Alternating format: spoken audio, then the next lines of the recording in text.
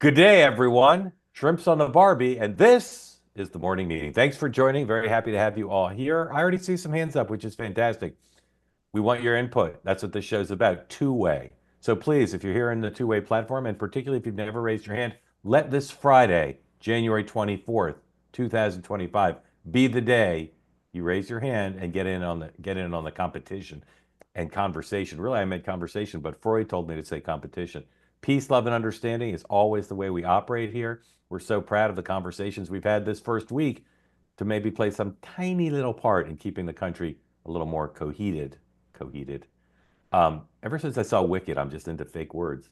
And if you're watching here, raise your hand. If you're watching on YouTube or X, you can comment to your heart's desire. Just please extend the presumption of grace to all. This program, because we have lots of new people, I'm happy to say, program's based on the network news division's morning meetings, in which bureaus around the world report on what's going on in their coverage areas. And then, and only then, is there a discussion of the events of the day. We add the two-way element, and we don't have any bureaus. Except for that, it's exactly the same. So, Dan, Sean, good morning to you both. Thank you for joining. Sean, what'd you have for breakfast, if anything?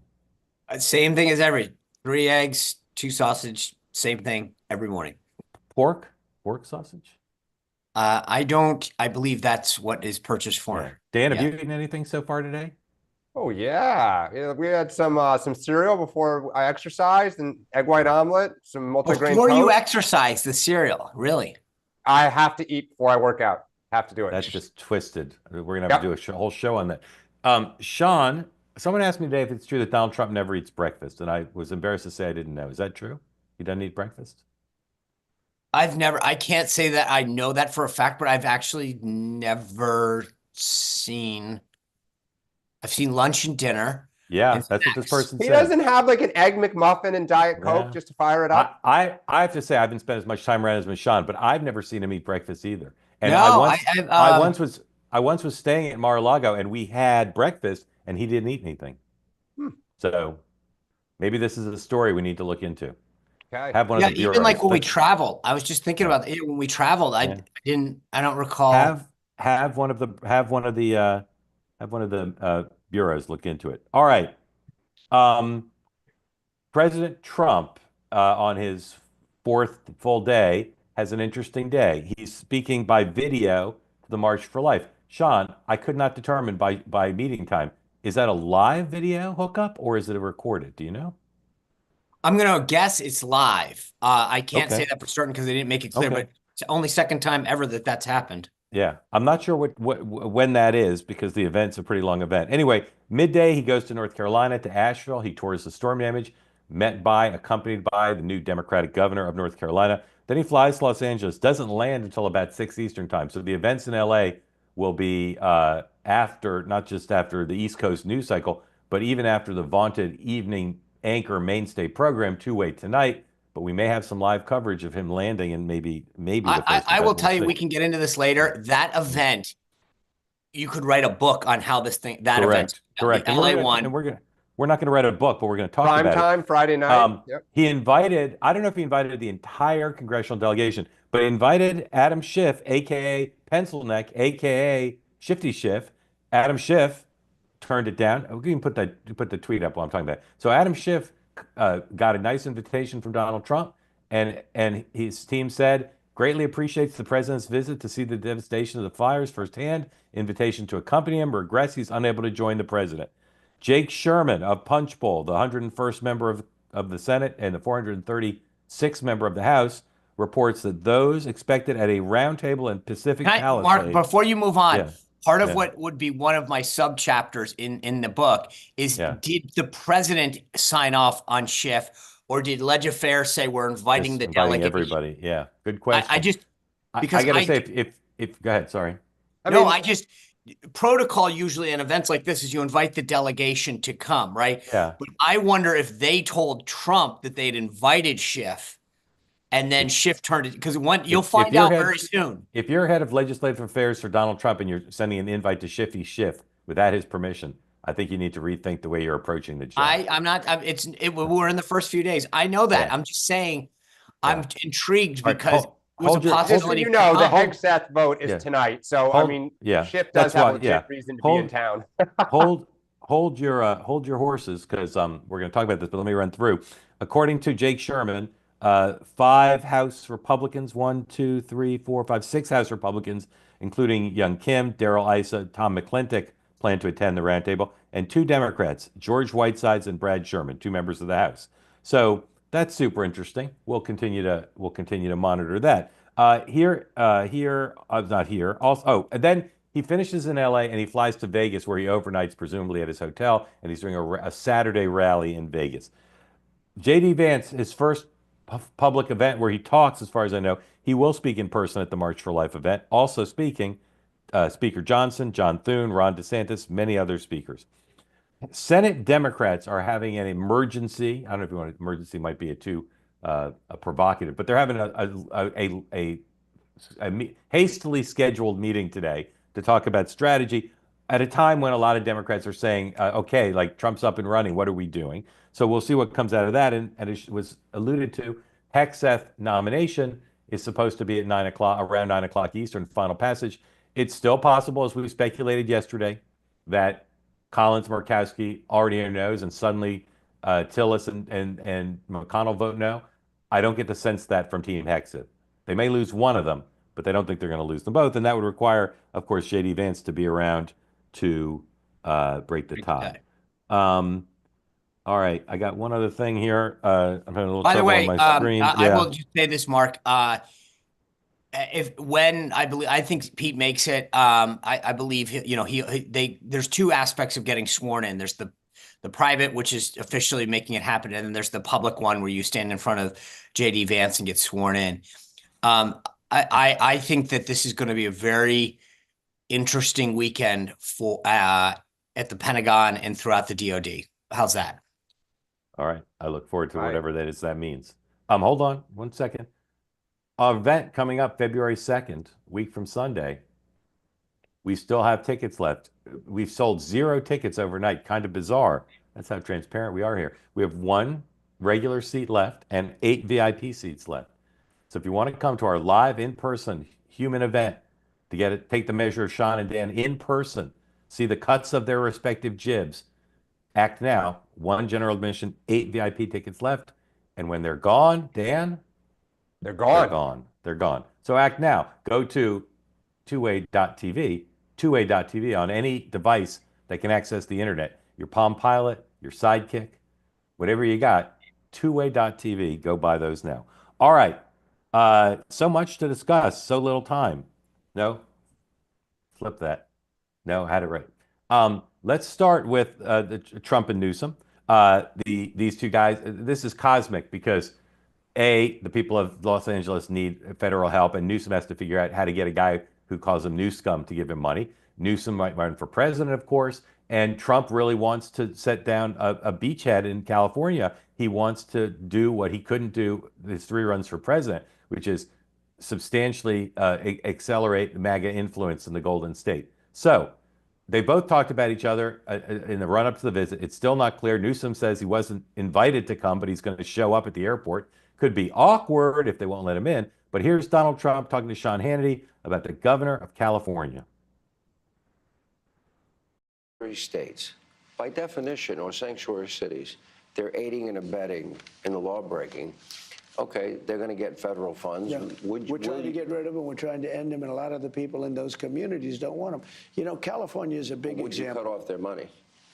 I might have to do that. Sometimes that's the only thing you can do. Look, California is a great example of it. If you actually polled the people, they don't want sanctuary cities, but Gavin Newsom does, and these radical left politicians do. And you know, if you asked them why, they couldn't even. I watched Gavin Newsom try to answer that question. He was unable to even answer. He looked like an idiot. All right, not necessarily very accommodating or gracious. Here's Gavin Newsom yesterday in California teeing up the visit, classic Gavin style.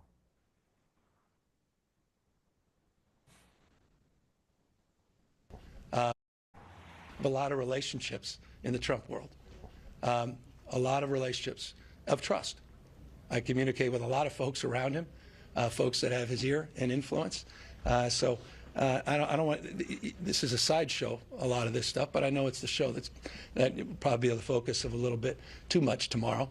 When all I care about is what we can do together. Gavin Newsom, as Air Force One is taxiing, what would be your last minute instructions to him to how to do what he needs to do? Yeah, I would keep it on the wildfires. I would make it about policy and recovery and not go to these sideshows. I mean, that was classic Trump. Always on offense, not on the fires, but on immigration, right? He's trying to find the place where he is strong and he thinks Gavin is weak. And Gavin gets up there and is defensive. It's like, oh, well, I reached out. Just stay focused on rebuilding. Like I would try to be bigger. And then what I would do is turn around when Trump leaves. Apparently, he has tried to call Trump several times. Trump won't return his phone calls. Like, that's personal. That is when Trump is being petty. Trump is trying to like score points. So I would just keep it on the fire, keep it on recovery, kind of be cool, calm, and collected, not defensive and go chasing the red balls that Trump may try to toss out. Sean, we know what Newsom wants from Trump. He wants him to support lots of quick aid to California. What does Trump want out of this, and out of Newsom in particular? So let me go back 1 second. I just want to make sure that I note this again. Speaker Johnson's comments, President Trump's comments, there will be strings tied to California's recovery aid. It's going to happen. I've said it before. I just want to make sure I'm crystal clear on this. Second, what Trump... Why do you say it's going to happen? Because they've dug a line. They can't walk this. I mean, you got both. But they need Democrats' votes. So at the end of the day, if you're a Democrat from California, are you really going to go that hardcore that you're going to say some, regulatory change, and you're not going to vote for aid? Because you know what? You're the beggar. You need us. Well, it depends on what it is, right? There's strings, there's poison pills. Well, I don't think they're going to raise the debt ceiling for this money, but is that what you mean specifically, Sean, or do you just mean there's going to be other stuff in whatever bill? No, I don't think they'll go as far as the debt ceiling, but I do think that they're going to say you have to agree that there can't be sanctuary cities. You have to agree that you'll allow the water regulatory issues that we've shared concern. They're going to make it tied to say, if we do this, it can't happen again. You have to allow deforestation. They're going to extract something so they can say they got something. Gentlemen's bet that doesn't happen. All right. All right. Well, I'll say this. I lean a little bit more towards Sean, although, again, I'm not sure how much they'll get. I think this is a reflection of Trump's greater strength in general and the dominant media's weakened state. If you're the Democrats and under the rules that pervaded for decades, including up to a year ago, you could be confident that you could win that war, that PR war, by saying, heading to disaster zones. What are we seeing here, guys? East and West Coast. And Schiff is on Morning Joe. This will be the first time I've seen Morning Joe in 5 Good years. job. Let's listen. Is this live? Yeah. Donald Trump working Thank you for that. Let's watch. Governor Newsom and yourself give us a couple of examples of where that could actually happen. It would appear shocking to a lot of people, but you suggest that may be possible. Tell us what you mean. It should be possible. The people that are affected by this are Democrats and Republicans. It really doesn't matter how they vote. It should matter how they vote, and this is a great opportunity to come together in the wake of this tragedy and show that we can work together even while we may fight over other issues, and we'll have to fight over other issues. Like wanting to put each other in prison. Our fellow citizens who are suffering, that should bring us together. So whether it's... This is, by the way, this is my point. This is that does not sound like a guy who's not going to accept a few strings. John, if the precedent becomes that when the other party's states have a disaster, it's go time to enact, base-loving change. It's not like that's never happened, I don't think. But I also think there's a big difference between saying that you have to allow water to run to blah, blah, blah. But that is not true. As everyone in California has pointed out, that is simply not the case. And look, Florida gets a lot of hurricanes. The middle of the country gets tornadoes. Go ahead. Fair enough, but in each of those cases, hold on one second. Let's just see what they're talking about. free from jail following Trump's blanket pardon. All right, we can dump out of this. Keep monitoring it. Thank you for putting it up. Here's my point on this. No, let me finish the point I was making before.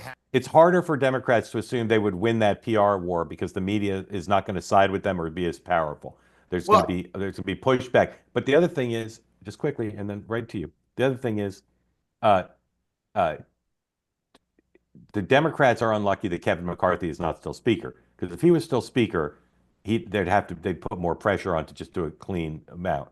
Sorry, go ahead, Sean. No, the only thing I was just going to add is that I think the difference between, like, no one looked at how Ron DeSantis handled the hurricanes in Florida and said anything except he did a really good job. North Carolina, a little here and there, is more the federal response than the state response. The issue, I think, for a lot of people is they looked at what happened in California and said their response was pathetic. And so there's a big difference between putting conditions and trying to extract something and saying, you guys need to reform yourselves. Yeah. This doesn't happen again, is a very different thing than trying to extract some kind of political thing. The other point is, what Donald Trump wants in this whole thing is to be seen as the savior, the guy who goes in and fixes it because of the, perceived political incompetence or whatever. So he wants to fly in and say, I did this. And look, the Schiff interview that we just played just shows this, that these guys need him right now more than he needs them. I listened close. I didn't hear Schiff say he was Hitler. Sean, what does he want specifically from Newsom? Like, if you were advising Newsom, if Newsom hired you and said, Sean, I need the money, what do I need to do if I'm in face-to-face with Trump today? Lavish him with praise? Like, what is Newsom doing? What could he do to best serve his interests? Well, first, I would say you brought this point. You brought this up, and I do wonder whether he actually gets access to the president, because you can't just drive up to the tarmac and hang out at Air Force One as it pulls up. Secondly, I don't know if it's too late. I mean, I wonder. I mean, the answer is, I would say go into suck up mode and just start to talk about he's done a great job. We worked together in COVID and da da da. But what should he say if he does meet with him privately, which he might, as far as we know? Like, if you were advising Schiff and knowing Trump as you do, how does he push the right buttons to make I think, more Mr. President, you you delivered for us in COVID. We might have political things, but I said how well we worked. I know that we can do this again. While we might be have some political differences, I'm going to be very much on your side on this. I mean, like, he needs to show that, hey, I'm going to say nice things about you regarding this, and I'm going to be on your side. I mean, you can light the torch at the Olympics. Oh, that's, you know what, Dan? You rebuild our state, and there it is. But I think that's actually a brilliant suggestion. Maybe not light the torch, but I think to remind him that we're going to have to do stuff together in the future. And boy, am I going to want to give you a starring role. Right. Let's just switch. I mentioned that House Senate Democrats are meeting today. It looks now like I was wrong about who the DNC chair was going to be. It looks like it's going to be the gentleman from Minnesota, not the gentleman from Wisconsin, based on everything I hear. And people think he might be good, but he's not the answer to what currently ails the Democrats. So, Dan, what are the current barriers? List 2 or 3 things for the Democrats getting their act together. Yeah, look, the party chair never sets the messaging, just to be clear. The party chair does the mechanics and fundraising. So look, for me, it's I'm going to go a little bit with Steve Elmendorf. It's ABC. They got to admit that they have a problem. Like, they don't want to talk about the fact that immigration is a real problem, that the economy, beyond trying to offer a housing credit, that things aren't good. The pardons, a lot of the party is still pretty silent. They've got to be bold, offer solutions beyond the kind of small stuff. Like, what is our plan for immigration, right? That's the kind of topic right now that seems to be front and center. The only thing we've said for the last 6 months is we had a good deal this summer and Trump wouldn't take it. Well, okay, like, now what? And the last thing is confront the base. We've talked about it, but they're still frozen by it. Nobody wants to jump out and say, yes, deport criminals, illegal immigrants who are criminals.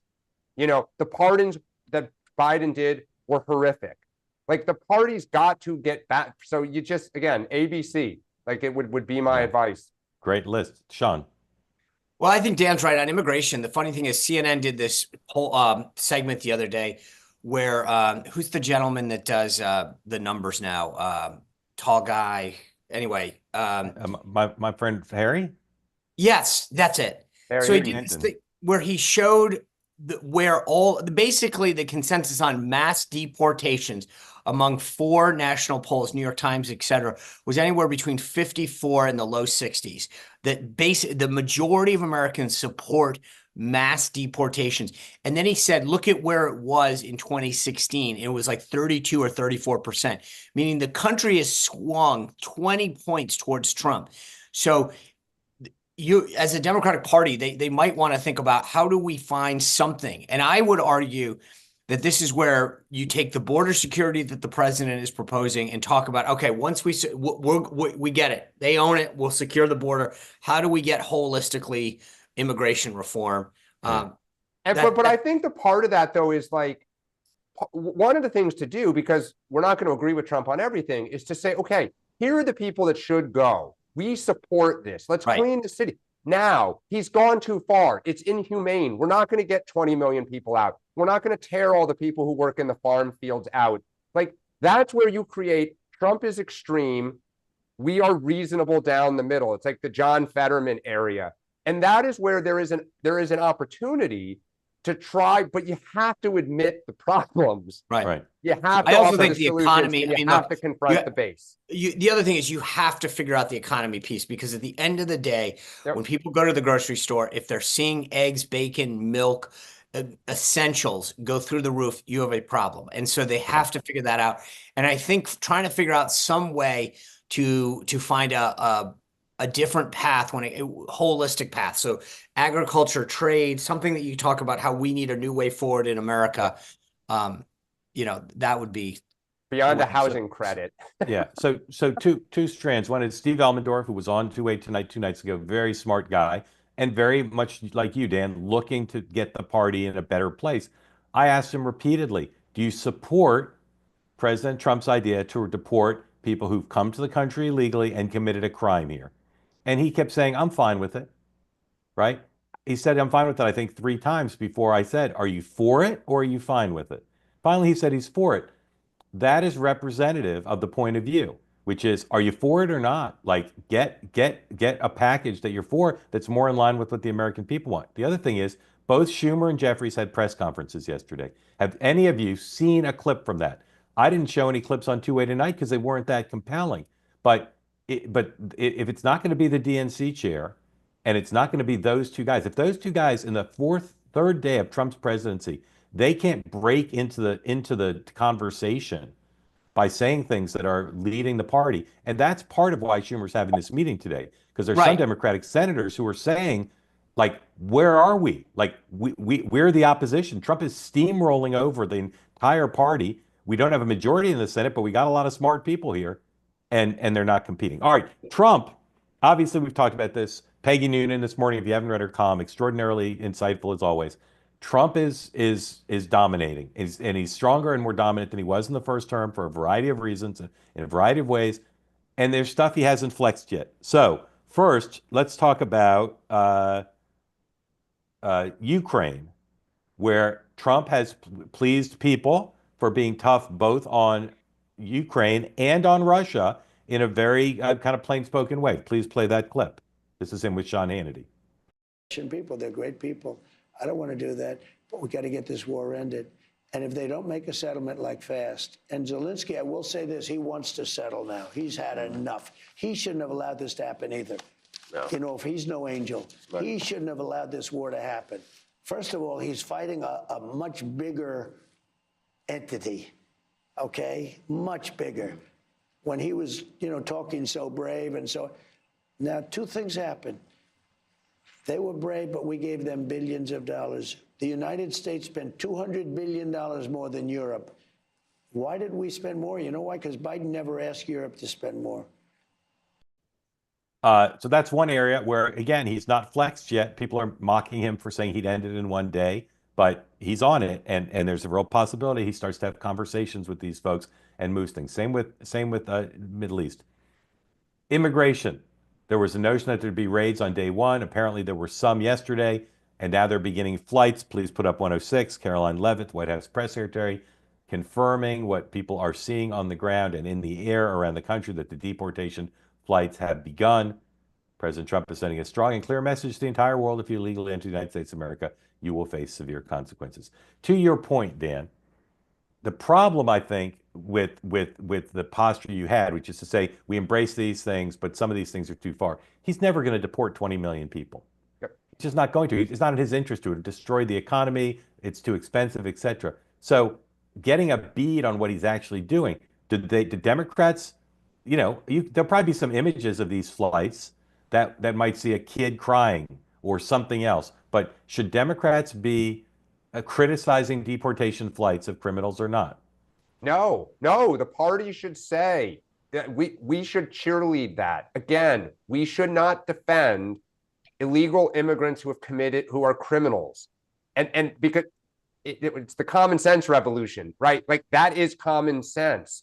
But where things get out of control, or where Trump just woefully overpromised and can't even close to deliver, we should highlight that, right? One of the things that he does is he makes these really bold statements.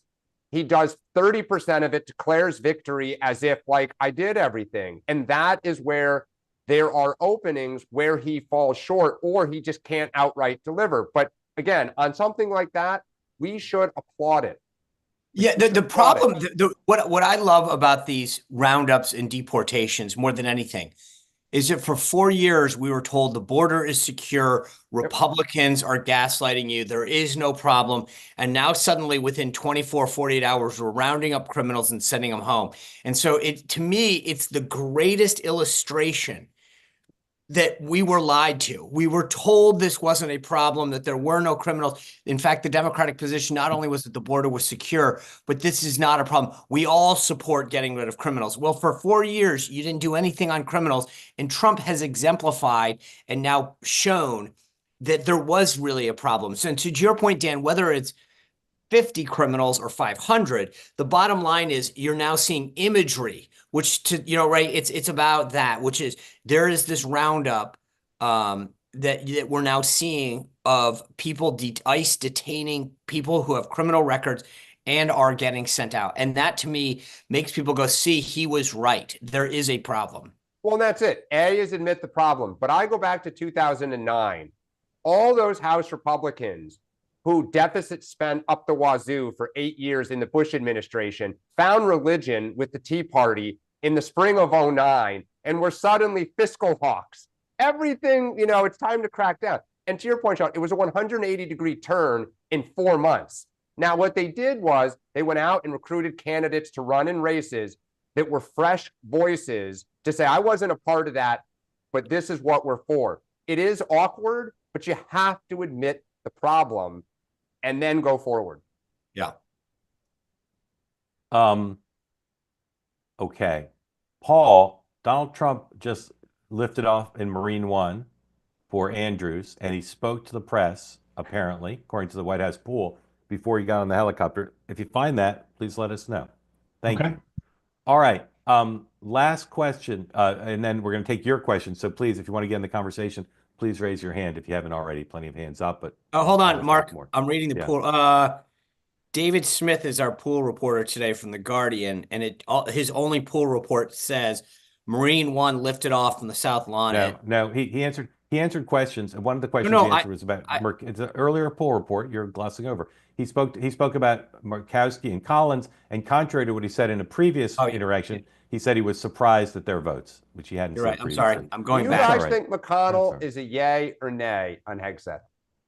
Don't know. Don't know. I will tell you, by the way, to your point, your broader point, if McConnell walks on the floor and votes no with no heads up, I don't want to, I would not want to be him tonight. I can't imagine McConnell would do that and have it be 50-50 broken by Vance. I would have to think if McConnell does it, someone else is coming with him. And maybe two. Natalie, welcome in. Thank you for joining. Hi. On mute. Tell folks who don't know where you are and what's on your mind, please. I'm in Burlington, New Jersey, and I'm a Republican, always been a Republican, and living in a Democrat area can be fun sometimes. I have a question about January 6th. And I saw a post. I mean, I was always told that there was only one person that died, and that was the woman who was Ashley shot. Babbitt. Ashley Babbitt. And I saw a post the other day that said that 6 officers were killed on January 6th. And that's Is that wrong. No, no. So, well, Sean, you can. What you Or, want or to I mean, Go ahead. officers died later on. I think a few committed so did they commit suicide because of January 6th? Like, we don't know. So people have conflated people who passed away within 6-9 months as a consequence, but that has not been proven. And in fairness to people who have said it, I always took that to mean they died within 24 hours because they sustained some sort of injury that ultimately took their life. But to my knowledge, that is not true. Yeah, that's what I always believed. I just thought it was just awful that people are posting stuff like this. Mm-hmm. Yes. Okay. Anything, Sean, you want to say about that? Probably not. No, thank you. Natalie, thank you for coming. Appreciate it. Thank you. All right. Next. Mary, come on in. Tell folks who don't know where you are, what's on your mind. After you unmute, of course. Hi. Go ahead. Can you hear me? Yes, ma'am. Yeah, I'm in Pinehurst, North Carolina. Hey. And the golf courses are closed because it's too cold. I just had a question. There was a very interesting editorial column that Kimberly Strassel wrote in the Wall Street Journal this morning about RFKJ. And I wasn't aware of any of this. And she's taken a very strong position about his motivations and the fact that she thinks he's going to try and basically feather the nest of plaintiffs' trial lawyers as a result of digging up all kinds of things in HHS. Have you heard anything about that? Yeah, so Kimberly has been on this for a while. The notion that, look, if you look at Bobby Kennedy's record as an environmental lawyer and some of his positions on social issues and on legal issues and on government regulation, he's got no place in a Republican administration. Oh, stand by, Mary. Go ahead and take whichever one you want. I noticed that too, Dan. Never know those things, but Pete's a very, very good man. I hope he makes it. I was very surprised that Collins and Murkowski would do that. And of course, Mitch is always a no vote, I guess. That's Mitch a no vote? How about Mitch? Yeah, Let's see. Then it would be down to Tillis. Or the guy from Utah, or, I mean. I did a big clip for the March for Life, and we look forward to seeing it. I'm going to be watching it, and J.D. Vance, our vice president, is there, and he's going to be representing us very well. Taking place in a little while, and other than being a little bit cold, it's a beautiful day.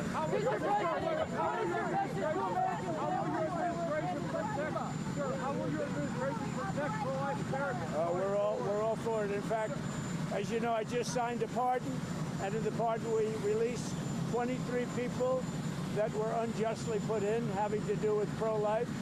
And they will be released, and they'll be out very shortly. It was disgraceful what happened. That was a persecution.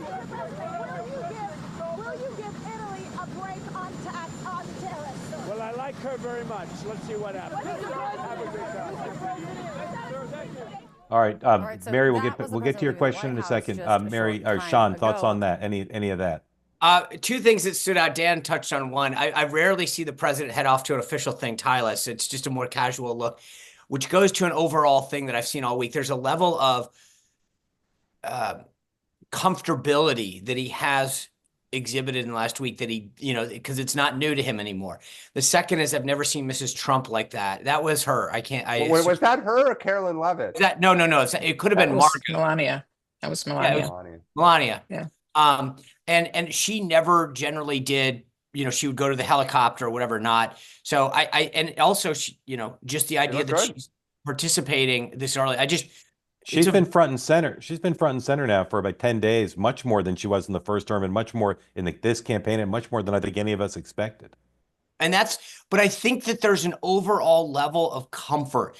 that he is showing and confidence in the job that took a lot longer. And you listen to the way he answers questions. Like even then he said, "What do you think? How does anyone know Mitch?" Like he's not, I don't know. It's just to me a different. And a comfortableness with the press corps and a just typical Trump looking for information. As somebody pointed out in the chat, I never read the chat, but sometimes I catches my eye. They're empty nesters now, right? Barron's gone, so she's got less to do. Dan, any thoughts on what we just saw? Oh, look, just like Joe Biden, going back and forth with everyone, answering questions. Like, it just makes me shake my head. Yeah.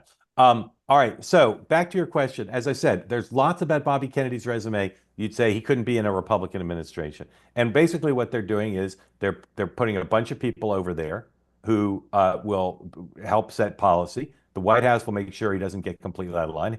The president's the president. His confirmation hearings will be super interesting. It'll be interesting to see how much Republicans on the committee ask him questions from that point of view. Bill Cassidy, the head of the committee, I think would read the column in the Wall Street Journal and say, "Yeah, we got to look into this." But he's not going to be setting policy that conflicts with what the White House wants. Sean, I agree with you. I mean, there's a reason we've talked about this before that the pro-life community has large. I mean, you got March for Life today. If in any other scenario, they'd be talking about what we need to do to resist Bobby Kennedy and get pro-lifers in. There's a reason that that's not top of mind because there's an assurance that's gone out and not just by Bobby. You're absolutely right. The people that are staffing at the next levels from the DepSec down are are committed to the pro-life positions. Bobby has committed to the pro-life positions that the president has espoused. And so there's a comfortability. If you would normally see on a day today, that this would be a major theme of the March for Life. SBA, Susan B. Anthony List, and others would be coming out. Concerned Women for America, led by Penny Nance, Marjorie Dansfelter, all the leaders of this movement would be expressing concern, but they're not because I think we truly do believe that Bobby is not there to enact his own agenda. And if I were a Democrat, I would try to drive a wedge right between those two things. There's a reason. Well, to Mark's point, Dan, if I were a Democrat, I'd say I want to see how the Republicans handle this because they also have to answer to their own base. And that's the thing that's interesting to me is that some of these guys, they might ask the question that says, Mr. Kennedy, we talked about this in the meeting in my office. Can you state for the record that you will commit to Totally. Because they want assurances. Well, and I think this is where there is an inherent tension. When you have a big tent coalition, there are real differences. And one of the reasons people, to Sean's point, were so quiet during the campaign, the pro-life community, was that most people believe, had assurances from Trump that he would do what they want. But Trump intentionally was quiet in public and bragged that he'd be the greatest for IVF and, pro-choice people would feel comfortable with it. So that is where there is an opening, if you're the Democrats, to try to just drive a wedge. But you got to do it carefully so they don't reflexively go back to their corners. Mary, thank you. Great question. Great topic. Thank you for joining. Thank you. Okay. All right. Sebastian, come on in. Tell folks who don't know where you are after you unmute and what's on your mind, please. And that is, as Bill Clinton would say, a great couch. Thank you. Sebastian Ridley Thomas. I am in South Carolina at the moment, but I'm Nevada based. I served in the California legislature for a couple terms a while ago. So my issue is a question to you three about the likelihood of an expedited package. I am a Trump supporter now. I was previously a Democrat. And have found the Republican majority and the 47th Trump administration to be much more focused on quick solutions. From my perspective, it's not unreasonable to look at expedited building, massive mitigation, and raising the thorny issue that some may not know. I'm sure you three know because you've been to California before. The Pacific Palisades and the San Gabriel Valley area where the Eaton fire occurred, including Altadena, which has that large historic African-American community, are considered high fire zones, very high fire zones. In today's world, with today's land use regulation, you would not be able to build by law in California. You would not be able to build anything, let alone housing. Maybe you could build a water system or treatment, but you wouldn't even build a park because it's such a high fire zone. It burns every 20 months in the San Gabriel Valley. The Palisades, not so much, like every 2 or 3 years, Palisade, Malibu have a bad issue. And I'll close with this. The major risk after a fire, and this may have been brought up in previous sessions, are mudslides through burn scars. When do mudslides and burn scars start? In the spring of every year. So conditions and expedited approval, including offsets, to me are not unreasonable. But what do you all think about the Can I just ask, what about insurance reform? Do you think that there needs to be insurance reform as well? Okay, you got 3 big issues on insurance. First is earthquake insurance, which the state created its own market for. It's called the California Earthquake Authority. It's a exchange just for California insurance. So there's like a special public option. The second is the FAIR plan, which was created after the Watts riots in 1965, because nobody would insure areas that were susceptible to civil unrest and disorder. The FAIR plan is the emergency fire plan. The challenge that you also see is no one wants to write homeowners insurance because of the risk. So from my perspective, if you build housing there of any sort, multifamily, single family, McMansions, tiny homes, whatever, if people are going to habitate there, you probably have to create a public auction for insurance, which is going to be very expensive, but at least people would have insurance. Yeah. Let me ask you a couple questions, and thank you for all that. That's awesome. Thank you. Super knowledgeable. Sebastian, when you were in the legislature, were you in the Assembly or the Senate? I was in the Assembly. I chaired the Revenue and Taxation Committee. And where was your constituency? Southwest and West Los Angeles, Crenshaw District to Culver City, as far north as Westwood. If you think about the Palisades fire, the district that I formerly represented, the boundaries don't exist in the same way, but the UCLA area was the closest that the fires got to the area I previously represented. Yeah. And when did you become a Trump supporter? I became a Trump supporter in 2021. Quiet. So did you vote for him? Did you vote for him in 20? Did you vote for him in 20? No.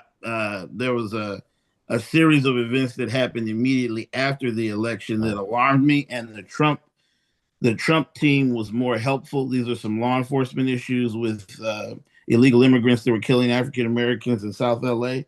The Trump team wanted to, and the U.S. attorney at the time wanted to go after those gangs. The Biden administration took the death penalty off the table and didn't prosecute some people, and then allowed others to get very lenient sentences. And that was alarming to me. And it didn't radicalize me, but I was a policymaker. I understood the merits and demerits of various things, regardless of party. I mean, nobody says this, but everybody knows, like, there's some things that are good on either side. And I got very frustrated with the Homeland Security Department, DOJ, and how I perceived that they were stepping back on enforcement of laws because they're afraid of angering a Hispanic constituency at the expense of Black Americans. And that just continued to escalate. So I ended up volunteering on the campaign, helping out a Senate candidate, Sam Brown. I think several of his supporters from Nevada are on two-way pretty frequently. So that was the arc of my evolution into a Trump supporter. Yeah. And you were born the year I graduated from college, so you're a child. Oh, yes. I forever young. I want you to keep telling people that. All right. Thank you for all that. Sebastian, that was awesome. Sean and then Dan, comments, questions for Mr. Ridley Thomas. You're uniquely qualified to answer this. As a legislator that was a Democrat that now sees Trump, how do you see this meeting going down today? Mark asked earlier, what would you advise Gavin Newsom if he asked you? I know Gavin Newsom well. Gavin is extremely smart, and he's seen this movie before. I think in 2018, he had just been elected, and there were some bad fires up north. I think it was up north. Yeah. What I would advise the governor would be to take a humble posture and then to only really talk about solutions. There's a lot of blame to go around. Some of these issues, based on what I understand, and I think you all have validated, some of these issues were not, even if you had done excellent prevention, there would have been difficulties with high wind and some fuel that someone had not gotten and managed. That's what my suspicion is. So I would say to the governor, just focus on the things that you have common agreement on. And the issues that you have disagreement on, the issues that you can't find a way to be affirmative about, that's going to have to be resolved at a later date. So big issues, fire personnel, particularly with the National Forest Service. The National Forest Service has responsibility for the Eaton Fire areas in the Angeles National Forest. So Trump can surge that. It's not expensive. It's just moving personnel around. Secondly, there are a bunch of federal rules about water that restrict the movement of water. And there are emergency powers that the state and federal government have when they declare an emergency to move quickly to change water flows. And I guess thirdly, for the rebuild, I don't know. I mean, Trump's a builder. I would actually suggest to the governor that he ask Trump about building in high fire zones and make it as though he is soliciting his input. Regardless of what you say about Trump, he understands building. So if you find three things, I mean, you could say it's flattery. I think it's soliciting one of the most accomplished builders in the country and figuring out if he can actually ask anything. Trump talks about concrete all the time. California builds homes with wood structures. So maybe it's a concrete play. Let the president say that. He gets to win. The governor is soliciting advice. And, maybe there may be a mobilization of federal and private resources to accomplish the two or three things that are of greatest agreement. Dude, Dan, you just crushed it. I think that I was just gonna say. I hope someone's taking a memo from everybody. Newsom. Yep. Just Dan, question awesome. or comment? Look, the only thing I'd say is what you started off by talking about, kind of building in fire zones. It's like building in hurricane zones on the Outer Banks of North Carolina and the coast of Florida. Like, Americans have a tradition of building in these areas where stuff's coming, and then it comes. And that's why I think, I would not condition disaster recovery because it just happens so often. But Sebastian, that was awesome. Yeah, but that's the point, Dan, and Sebastian's absolutely right. I mean, how do you go from here and just go, oh, let's not build a bunch of wooden structures in a fire zone again? That having some real smart thought, and I think his approach that he suggested that Newsom takes with Trump is brilliant on a number of fronts. Like, it actually makes a heck of a lot of sense. One, two, it makes a ton of political sense.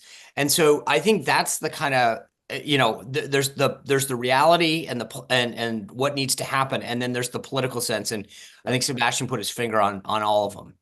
I'm going to say something that I've said before publicly, and I got to say carefully so there's no backlash. And I don't know if this is what President Trump is thinking of when he talks about having a smaller role for FEMA, bigger for the states.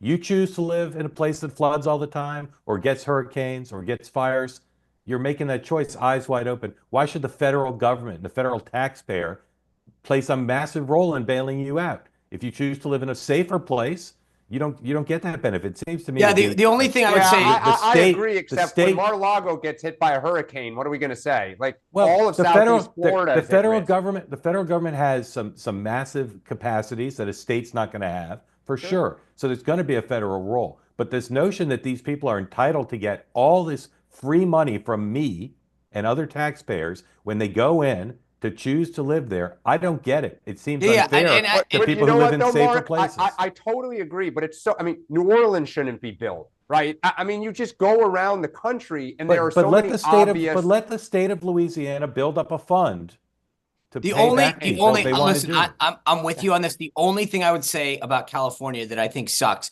is that there are a number of people who moved into their house, had insurance, and they canceled it. And that's where you're trapped. If you buy a house and you've got insurance, move or lobby the government of your state to fix it. The Palisades is going to be rebuilt because remember, not every house is destroyed. And Caruso, his glamorous mall was not destroyed. It's reported by the Wall Street Journal today that Caruso is going to set up a private entity. We talked about this with Dr. Patrick, a private entity to start rebuilding. But people are going to live in the Palisades. You're right that if it started from scratch and you followed the rules, you couldn't. But the Palisades is going to be rebuilt. But those people are going to go back in there, eyes wide open. There's going to be fires, as Mr. Ridley Thomas pointed out. There's going to be fires. So why should people in Nebraska and Manhattan pay to fix those people's lives? Again, there needs to be FEMA. There needs to be a federal role. But I don't get this get out of jail free card, blank check. There's a disaster. But that goes, we'll rebuild the whole thing. Exactly, but that's what I said at the front, that they're going to put conditions on this. They're not going to just they're still going to give him a boat. They're still going to give him a boatload of money, and the conditions may not be to my liking as a citizen. But guys, I come back to this. Are we not going to rebuild Oklahoma and Kansas because it's in the middle of a tornado alley and they come through every year? The state should play a bigger role. Where's someplace you can live in? Where's someplace you can live in America? Well, but the states should govern themselves. 10th Amendment. If I'm the governor of Nebraska or Oklahoma, I'm knowing there's some tornadoes coming. So I need to have a system in place to deal with that, to be responsible to my constituents, not to go suck up to the president of the United States and the congressional leaders and say, write us a big check because it's our turn for a pot of federal money. Hey, last point before you kick me off. The weird thing about, and it affirms what you just said, Mark, think about it right now. If you follow the rules in these fire zones in California, you lost your home, you have to pay your property taxes, the insurance that may have been canceled that was emergency extended or whatever, plus your mortgage, which is typically most of these properties still have mortgages. So it may be less expensive for a home buyer or dweller to actually assume more risk and liability and costs with their state government rather than the system as we currently have it. Yep. Sebastian, thank you for coming on. And let me be clear, because the attacks will come no matter what. I have great personal sympathy, human sympathy for people in California, in Florida, and all these places. I'm not against these people. I just think the system is irrational because it rewards, it subsidizes people taking known risks. Where's someplace you can live? Like Wisconsin, what do they have there? It snows, but they don't have systematic, right, in Wisconsin? I don't think they have a systematic problem like in South Florida or in the Palisades. All right, thank you for joining, sir. Can we do student loans next now? I'm for that. I'm for that too. I'm with you on that. All right. Oops, hit the wrong thing. Hit the wrong thing. Now I got to hit the right thing. Oh, now I'm. By the way, the chat is saying quite a bit. This is one of the reasons that this platform is so great. Well, that's nice. I know I want to call on, but I'm just having a little trouble. So give me a moment. I may need some help from my colleagues. All right, now, I'm no dummy. As Haley Barbour would say, I was born at night, but it wasn't last night. So here's what I'm going to do. I'm going to bring in a guy wearing a Redskin hat. Yeah, hail to the Redskins. Now he's going to face all the heat. Because sir, you're the most politically incorrect person I've ever met. Thank you very much. Wait a minute. What happened? There's always an Eagles fan. What happened to my childhood? This is the old version. Do people sing "Hail to the Redskins"? Yes. Yes, they just no. But it's now. They unveiled a new song. I heard it this morning. It's pathetic. The same tune. The same tune. So, and by the way, the hashtag, because we're seeing it in local news all morning, is "Hail Yeah." It's lame. Hail to the Redskins is. But because like they're playing Philadelphia, I'm for them. Yes. Dan, do you know the last line of "Hail to the Redskins"? Fight for old DC. Yeah. Fight for old DC. Oh yeah, that was great. Is it old DC or is it all DC or old DC? Old. Fight for old DC. Fight for old DC. Okay. Fight and then there's the part there's the part that's kind of like a little like Native American like tomahawk thing, right? Do do do do do do do do. Oh yeah. And then the Indian because of the you actually this hopefully that they may be actually moving back to DC to RFK Stadium. I'd like to do a whole episode. There's actually a rumor they may move back to the Redskins, actually, and that there is some legit stuff about that. I'd like to do an entire episode about the demonstration that there's karma in the universe, that Dan Snyder sells the team, and now they do well. A lot of karma there. All right, welcome in. Besides the weekend football games, what's on your mind, sir? Yeah, I'm very thankful for your platform. I think you guys do a great job, and I really appreciate it. Where do you live, sir? I'm in Northern Virginia, Arlington, and I'm in wild, wonderful West Virginia now, where it's very cold. That's why I'm wearing my hat. Um, Anyhow, I wanted to talk about Elon Musk and Doge, and I'm a baby boomer. I started work for the federal government in 1968 after I returned from a tour in Vietnam, and I spent my career there. So I saw lots of administrations come in and leave, and I'm watching with great interest what's going on with Doge. And let me just say that this is a daunting task, and never underestimate the ability of the federal workforce to make your life very difficult when you try to do these things. But we all realize that there's a lot of fat. It needs to be trimmed, but it needs to be done in a thoughtful way. There are a lot of dedicated federal employees, and they work hard and they give more than their 8 hours a day. I'd like to say that Steve Elmendorf the other day talked about Al Gore and the reinventing government, and I was there in the middle of that when it happened, and it accomplished nothing. We went in, we went through the motions, we spent a lot of time and money, and it changed nothing. So Elon is going to have a tough task to do this. So I'd ask you guys, what do you think about this? I mean, what are your thoughts about how this should proceed, and what are the chances of success? Because it's a big deal. We'll all give quick answers because we're up against the deadline. I'll say three things. They got to decide if they're going to go after entitlements or not. And that's an 8-hour discussion. Number two, they got to decide if how they're going to work with Congress and OMB. They can't just dictate things. They're going to have to figure out how it turns into action. And then I think, can they change the culture? And I think they will. I think they already have. They're changing the culture of efficiency, irrationality, procurement. They will succeed there. I think the other two things are complicated. Sean. I largely agree with that. I've seen this up close. I mean, this is a beast. They know how to fight back. I thought the most telling thing, by the way, about this DEI, and this speaks to your point, President puts out this thing, and then I posted a couple pictures on social media. It went from Dan Turrentine, DEI chief at Agency X, to Dan Turrentine, senior director for engagement. These guys, they know how to fight back. And I think that's, kind of really exemplifies your point. The thing that's interesting to me is Elon's focus is very big picture, like how do we do stuff? And I think to your point, like there's a lot of internal stuff that has to happen too. So I hope that there's a mandate that goes out throughout government, throughout the agencies, to stop the duplicative nature of so much of what happens, the inefficiencies that exist, the stupid rules. Anyway, I think it's got to be a mentality. So far, so good. We'll see. I think they don't know what they're doing right now. They've changed the mission 3 times in the last 2 months. It went from overturning regulations to then they were going to cut $2 trillion to now the latest is that they're going to do a software modernization, which, by the way, would be a huge cost to overhaul all the software systems, which should happen.